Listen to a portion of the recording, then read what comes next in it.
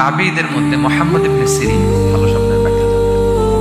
এক লোক এসে মুহাম্মদ ইবনে সিরিনকে বলল যে আমি দেখলাম আমার ছেলে পানি খেতে খেতে পেটটা এত বড় হয়ে গেছে। এই একই স্বপ্ন আরেকটা লোক দেখে এক মূর্খের কাছে জিজ্ঞেস করলো। সে বলল, সর্বনাশ, এত বড় পেট হয়ে গেছে, তোমার ছেলে তো মারা যাবে। ঠিকই কদিন পরে ছেলেটা মারা গেল। আর একই স্বপ্ন দেখে এই লোক মুহাম্মদ ইবনে সিরিনকে জিজ্ঞেস করেছিল। উনি বলেছেন যে তোমার ছেলে তো অনেক বড় আলেম হবে। ঠিক তাই হয়েছে, ওই ছেলে অনেক বড় আলেম হয়েছে। ফাইন্নার রুইয়া তাকাউ আলা মা তুআব্বার, স্বপ্নের ব্যাখ্যা তেমন হয় যেমন এটার ব্যাখ্যা করা। রাসূল সাল্লাল্লাহু আলাইহি ওয়াসাল্লাম একবার স্বপ্নে দেখলেন যে তিনি ওনাকে দুধ দেয়া হয়েছে, বাটিতে দুধ খাচ্ছেন, পরে আঙ্গুলের ফাঁক থেকে দুধ বেরোচ্ছে। এই সামান্য একটু দুধ রাসূল সাল্লাল্লাহু আলাইহি ওয়াসাল্লাম উমরে ফারুককে দিলেন। সাহাবারা বললেন, মাযা আউয়ালতা বিহি ইয়া রাসূলুল্লাহ, একটু তাওয়িল কি? তখন বললেন, আউয়ালতু বিহি আল ইলম, এটা দিয়ে আমি জ্ঞান বুঝিয়েছি। মানে উমরে ফারুকের আল্লাহ তাআলা অনেক জ্ঞান দিবেন। স্বপ্নে কেউ দুধ খাচ্ছেন, এটা আপনার জ্ঞানের প্রতীক। রাসূল সাল্লাল্লাহু আলাইহি ওয়াসাল্লাম স্বপ্নে দেখলেন লোকজন দাঁড়ানো, কারো গায়ের জামা এতটুকু, কারো এতটুকু, কারো হাঁটু পর্যন্ত, আর উমরে ফারুক জামা একেবারে টেনে হিচড়ে যাচ্ছে। তো সাহাবারা বললেন, মাযা আউয়ালতু বিহি ইয়া রাসূলুল্লাহ, এই স্বপ্নের তাওয়িল কি, ব্যাখ্যা কি? রাসূল সাল্লাল্লাহু আলাইহি ওয়াসাল্লাম বললেন, আউয়ালতু বিহি আদ-দীন আত-তাকওয়া, এটা দ্বারা আমি দিনদারি বুঝিয়েছি। মানে উমরে ফারুকের দিনদারি অনেক বেশি।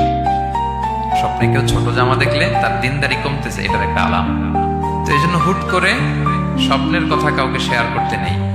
রাসূল সাল্লাল্লাহু আলাইহি ওয়াসাল্লাম ফজরের সালাতের পরে মসজিদে নববীতে সালাম ফিরিয়ে সাহাবাদের দিকে মুখ ফিরিয়ে বসতেন, তাসবিহ পড়তেন। এরপর জিজ্ঞেস করতেন, হাল রাআ আহাদুম মিনকুম আল বারিহাতা রুইয়া, গত রাতে কেউ কোনো স্বপ্ন টপ্ন দেখেছে নাকি?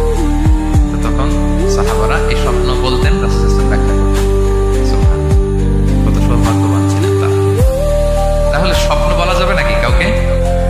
খুবই শুভাকাঙ্ক্ষী, আপনার একেবারে ক্লোজ ফ্রেন্ড, তাকে বলতে পারেন। আর অনেক বড় আলেম যিনি ভালো ব্যাখ্যা করতে পারবেন, আপনাকে গাইড করতে পারবেন, তাকে বলবেন।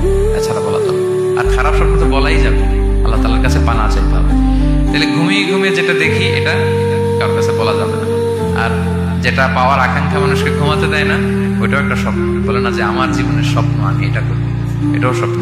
এই ভিশনও শেয়ার করা যাবে না কারোর সাথে। আপনারা তো ব্যবসায়ী মানুষ, টিপস শিখাই দেখেছি। বিশাল বড় একটা কিছু প্রজেক্ট নিছেন, শুরু করার আগে আপনি বলে ফেলছেন, শেষ, আর এটা হবে না। দেখবেন যে এখান থেকে কনস্পিরেসি, ওইখান থেকে শত্রুতা, ওইদিকে এটা করছে ওইটা করছে, আপনি আর আগাতেই পারবেন না। দুঃখজনক হলেও সত্য, আমরা বাংলাদেশিরা তো এগুলো তো অভ্যস্ত। সবার মধ্যে কম বেশি জেলাসি কাজ করে ন্যাচারালি, আমাদের বাংলাদেশিদের এটা আরো বেশি।